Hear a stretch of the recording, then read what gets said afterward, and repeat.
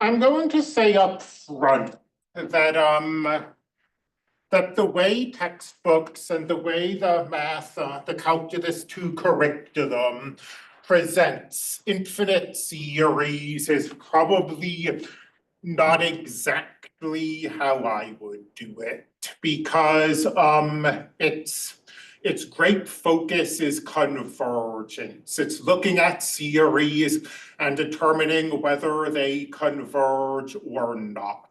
And really, in most real world situations where you're using these infinite series, you're confident that they converge for various external reasons. But, this curriculum is standardized across the country for purposes of, transfers and things like that. So I guess I just want to assure you that even though for the next few weeks, it's going to sort of look like we're doing pure math. This is applied, it has applications. The textbooks just don't do a great job of forwarding those or front loading them. So the question at hand is whether a series converges, and we are today going to make two statements towards answering this question. So remember that a series is essentially an infinite sum. I mean, it's defined very formally as the limit of finite sums, but we think of it as an infinite sum. And adding together an infinite number of terms and getting a finite number as a result, that's not easy to do, actually. Our intuition is that most theories ought to diverge. And that intuition is caught by the nth term test. And we need to be very careful using this. But the nth term test says that if the limit as n goes to infinity of these terms up here, these a sub n's, is not equal to 0, then the infinite sum, the infinite series diverges. So, just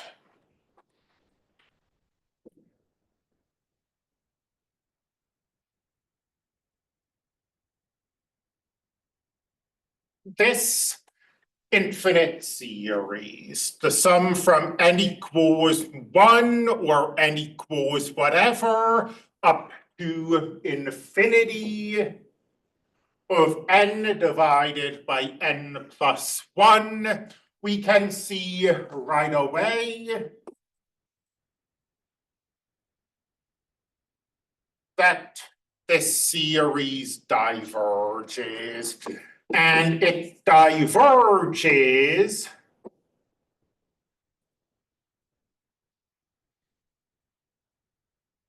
this is L'Hopital's rule. The top and bottom are going to infinity.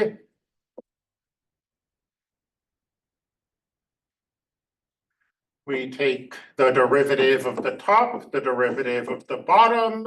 we see this thing is approaching 1 as n goes to infinity. 1, of course, is not equal to 0. So we can use the nth term test. The nth term test says, well, the limit isn't 0, the limit is something else. So this must diverge. And the reason I said earlier we have to be careful with this, the nth term test says what the nth term test says and nothing else. And the nth term test tells you what happens if the limit is not equal to 0. The nth term test does not provide any insight about what happens if the limit is equal to 0. And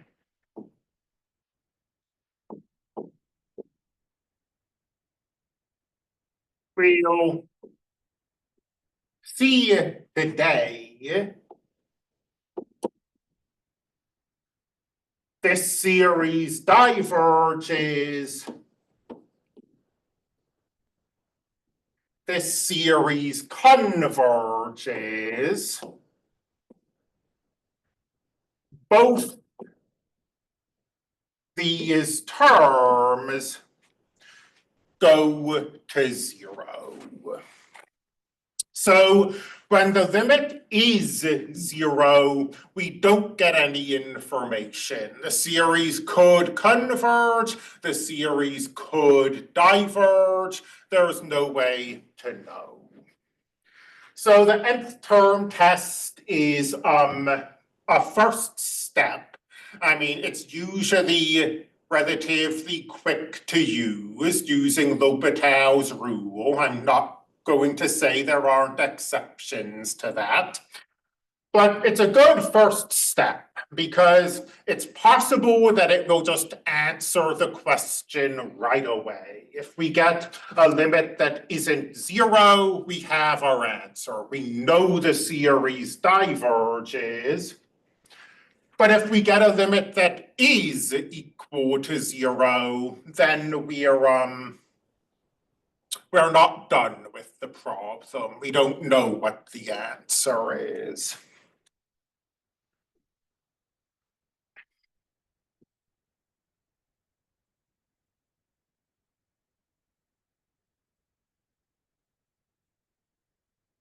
I feel like maybe I got a little sloppy and the nth term test is in chapter 10.2. Apologies if so, we did not cover it when I did 10.2. I covered it now, and now we're in 10.3 and looking at the integral test. And the integral test is, I mean, not counting the nth term test, which cannot give you convergence. The integral test is both the most straightforward and the most limited of any of the tests we'll learn. And the integral test says, okay, we're looking at a series from whatever to infinity. I'll write 1 here, but we know a theorem from last week that that lower number isn't affecting convergence. If we change that 1 to 1,000, it either converges or diverges in the same way. So this series converges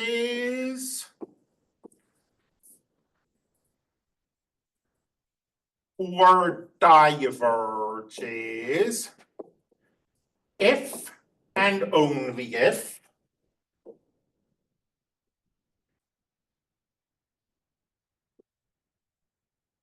let's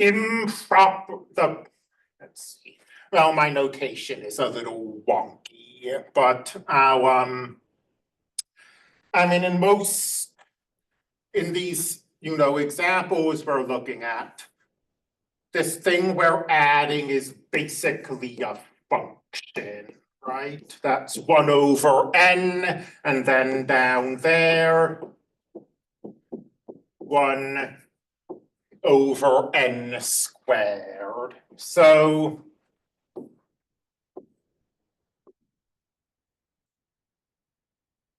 let's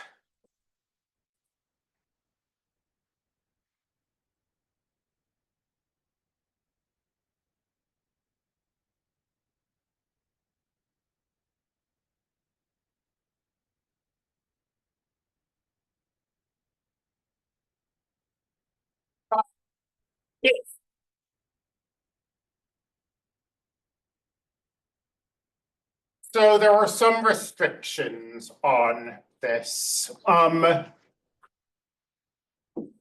A sub n, these terms always have to be positive. And these terms have to be decreasing. Every term in this sequence has to be less than every term before it, if we want to use the integral test. So, if you have A sub n equals the sine of n, the integral test is no good. And it's actually no good for two different reasons. It's as no good as it can possibly be. A sub n is not always going to be positive, because the sign can be positive, the sign can be negative. It's going to swap. And it's not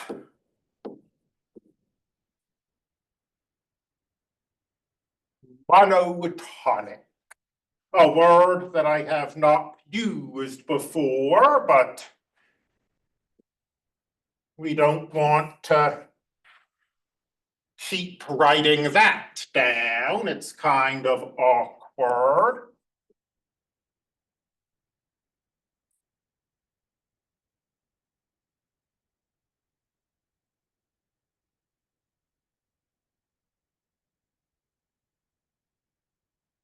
Mono meaning one, it's always going in one direction, as it were. It's always going down. So these are the limits of the integral test, and the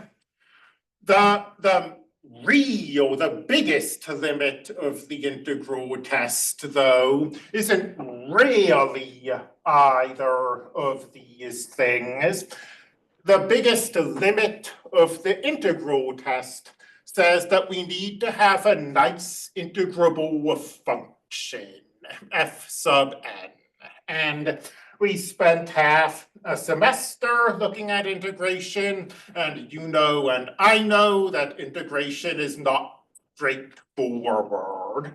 But that's especially true with sequences and series,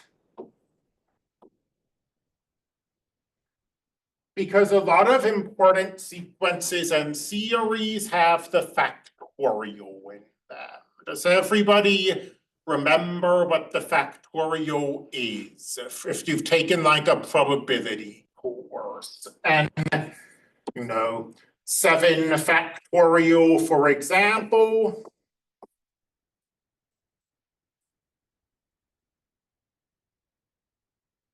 is 7 times 6 times 5 times 4 times 3 times 2 times 1. And because the factorial is only defined for integers, this integral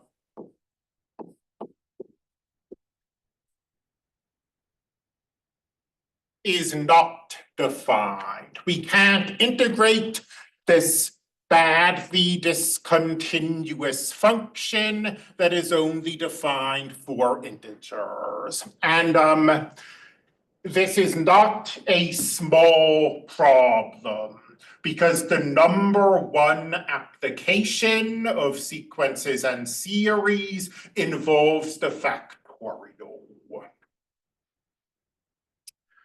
So, I mean, the integral test is something to know and something to occasionally use. But what really happens is that we have kind of a small handful of classic applications of the integral test, and it doesn't get used otherwise. Before I give those, why does the integral test work? I mean, the integral test is based on the idea that we have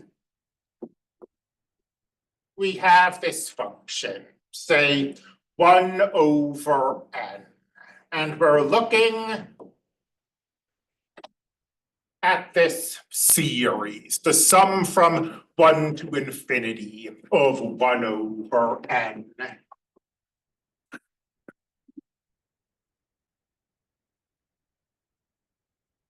So there's the first term of the series, there's 1 over 1. And there's the second term in the series, there's 1 over 2. And the third term in the series, there's 1 over 3, and so on. So the integral is the area under the curve. The integral contains this series and some additional stuff.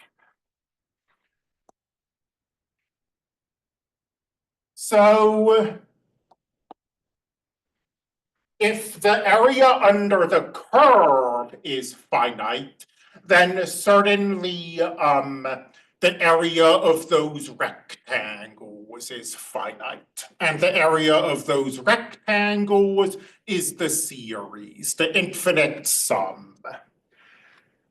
And to go the other way, you just draw the rectangles differently.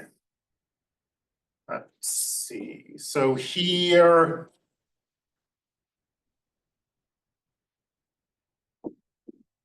is 1 over n. So here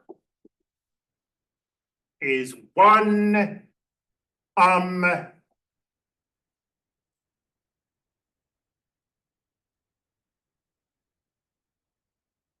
If we draw the rectangles like this, here's our rectangle with area 1. And here's our rectangle with area 1/2. And here's our rectangle with area 1/3, and so on. And the area of the rectangles in this picture is bigger than the area under the curve. So if the area under the curve is infinite, of course, the bigger term, the bigger sum is also infinite. So that's where that comes from.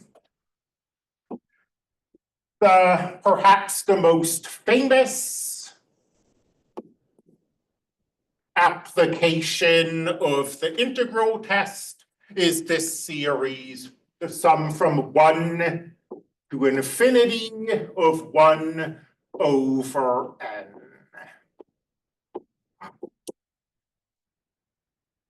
This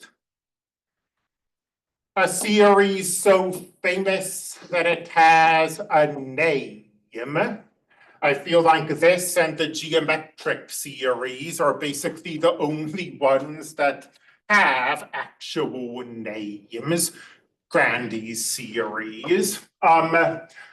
This series diverges, which is maybe an application. I mean, it's maybe a surprise because, it's named after its application. Its application is in music, harmonic, harmony. And you might think that in the real world, an integral that diverges is not going to see a lot of use. Here's a counter example. But for our purposes, let's just try to demonstrate that this diverges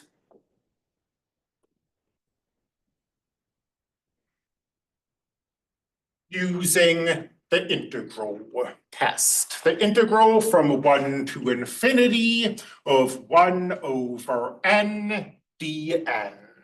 Well, maybe, we could use lowercase and uppercase n's. Maybe I'll try to make sure there isn't any confusion by using a different letter. Let's take the limit as k goes to infinity of the integral from 1 to k, 1 over n dn.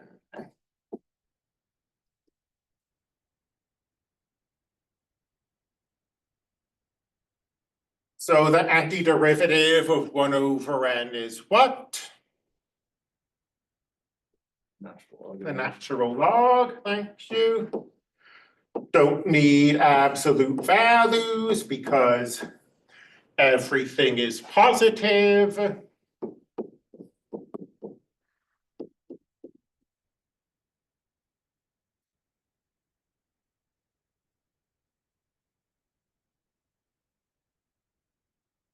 And this limit is infinite.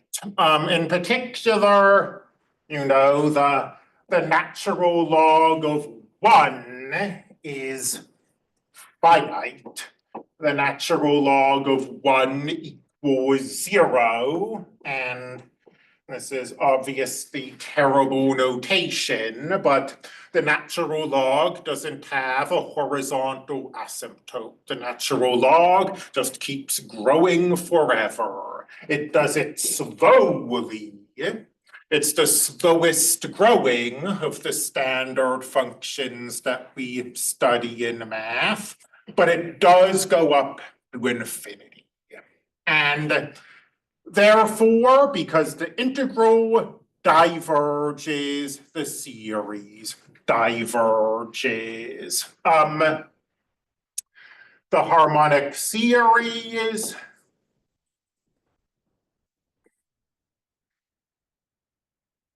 is a famous example of a divergent series. The harmonic series is also a special case.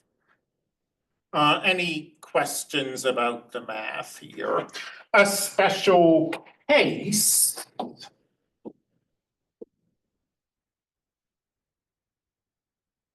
of the so-called P series.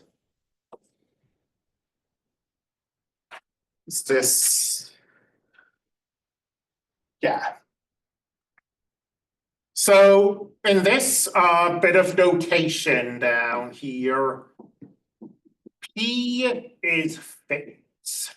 So N is changing.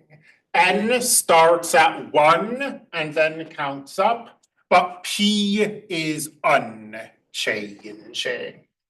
The harmonic series, because raising to the first power doesn't do anything, you can think of always having a 1 up there. That's why I say it's a special case. But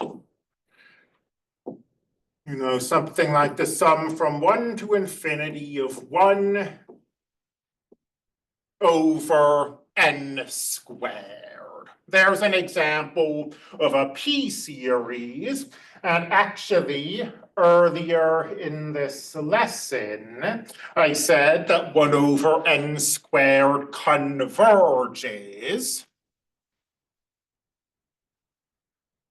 How do I know that? I know that using the integral test. I know that by looking at the integral from 1 to infinity of 1 over n squared dn.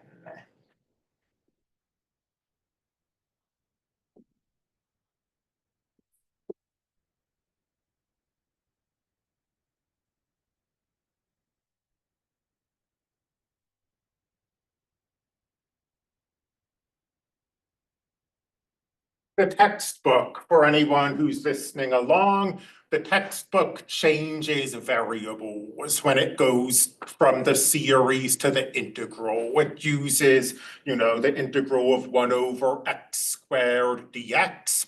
I've never seen a point to that. We can call our variable n perfectly well.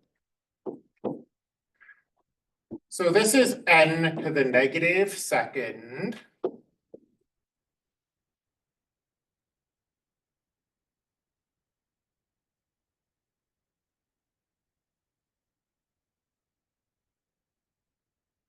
Need that integral sign anymore, so we bump this up. -2 bumps up to -1. We divide by -1. We are going from 1 to capital K.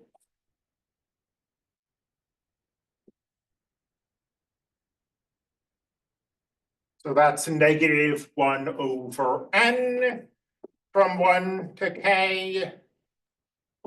-1 over k plus 1 minus a negative gives you that addition there. And we're taking the limit as k goes to infinity.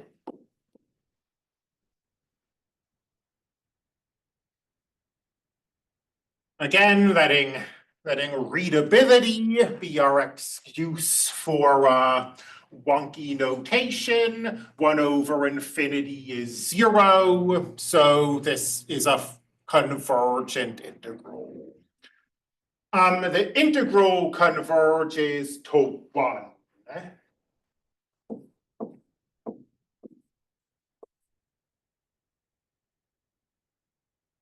Let's try that again. The integral converges to 1.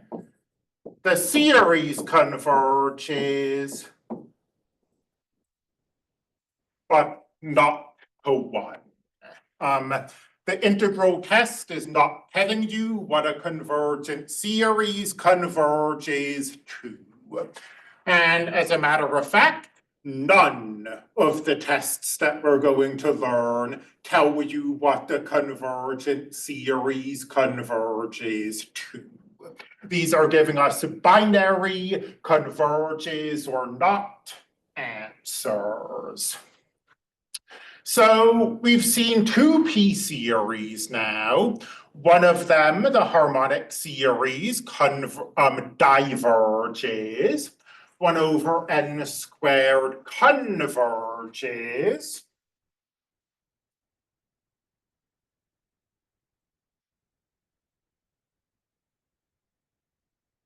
One over the square root of n diverges again. And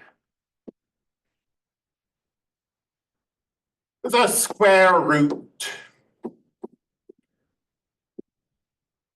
is a power. It's the 1/2 power. So this is a p-series, even though it wasn't initially written as one. And the argument is not, any different from the argument we used the last two times. Let me rewrite this, just because otherwise I struggle to take these integrals.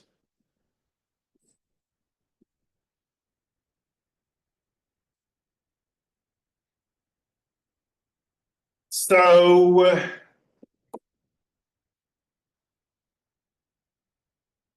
how do we take the integral? -1/2 bumps up to +1/2. We divide by +1/2. That gives us 2.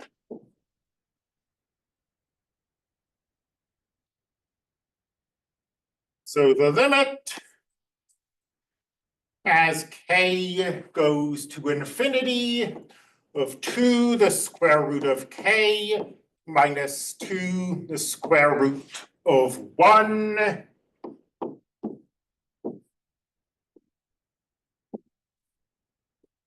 And if anybody asks, I never told you it's okay to write things like this, but you know, this as the thing under the square root is going to infinity, the square root itself is also going to infinity. So this is divergent, just like the harmonic series was. And in fact, p-series have a very distinct cutoff point.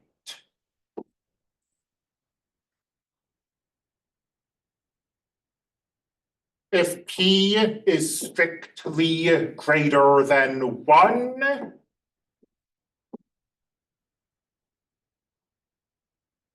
the series converges. If p, I didn't explicitly say it, but we're assuming that p is positive here. If p is less than or equal to 1,